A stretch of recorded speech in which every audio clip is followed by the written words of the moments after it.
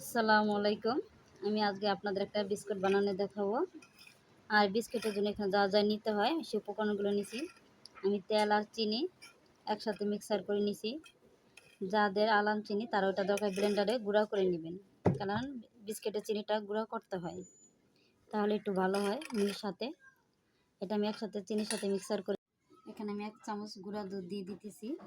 আর যাদের ঘি আছে বিস্কুটে ঘিটাই ব্যবহার করলে ভালো হয় তাই গেরানোর জন্য, আর নয়তো সাদা সয়াবিন তেলটা ব্যবহার করবেন। এখানে এখন স্বাদ মতন আমি লবণ দিয়ে দিব। এখানে আমি স্বাদ মতন একটু লবণ ছিটিয়ে দিতেছি। আর এখানে এখন আমি একটু বেকিং পাউডার দিয়ে দিব।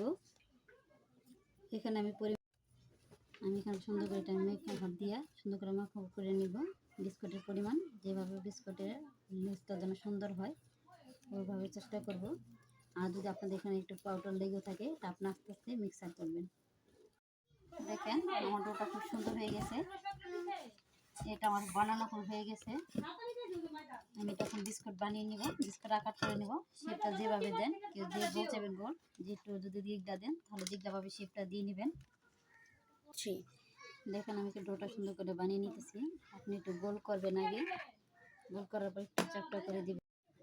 আমি থালটার মধ্যে এখন ব্রাশ করে নিতেছি, সুন্দর চারপাশে সুন্দর করে তেল দিয়ে ব্রাশ করে নিয়েছি। আর আমি এটার মধ্যে এখন একটু ডিম দিয়ে ব্রাশ করবো। ডিম দিয়ে ব্রাশ করলে কালারটা খুব ভালো আসে। আর এটা চুলার মধ্যে দিয়েও আপনি মাঝে মাঝে তেলটা ব্রাশ করে দিবেন, একটু তেল ডিম দিয়ে কালারটা খুব সুন্দর আসবে।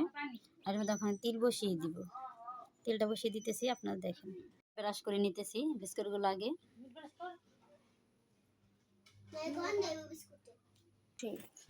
দেখেন আমি চুলায় একটা হাঁড়ি বসিয়ে দিছি, এটার উপর এখন এই থালটা বসিয়ে দিব।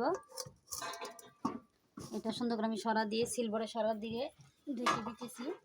এটা তার ঢাকলে আর কি কালারটা খুব সুন্দর আসে। চুলাটা মিডিয়াম থেকে একটু বেশি থাকবে। পরে এখানে আমি আরেকবার ডিমটা ব্রাশ করে দেখাই দিতেছি কালারটা সুন্দর আসার জন্য। আরেকবার করব।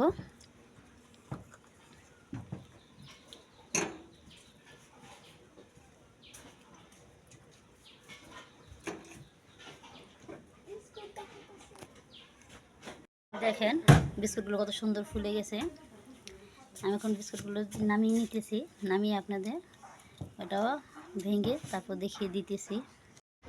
দেখেন আমার বিস্কুটগুলো কত সুন্দর হয়েছে। এই যে দেখেন এই পাশটাও দেখিয়ে দিতেছি এরকম করে। আপনাদের জন্য আমরা এত কিছু করা, আপনারা ভালো লাগলে সাবস্ক্রাইব করে আমার পাশে থাকবেন। সবাই আমার জন্য দোয়া করবেন। যে যেখানে থাকবেন ভালো থাকেন, সুস্থ থাকেন। আমি বিদায় নিচ্ছি এখান থেকে। আল্লাহ হাফেজ।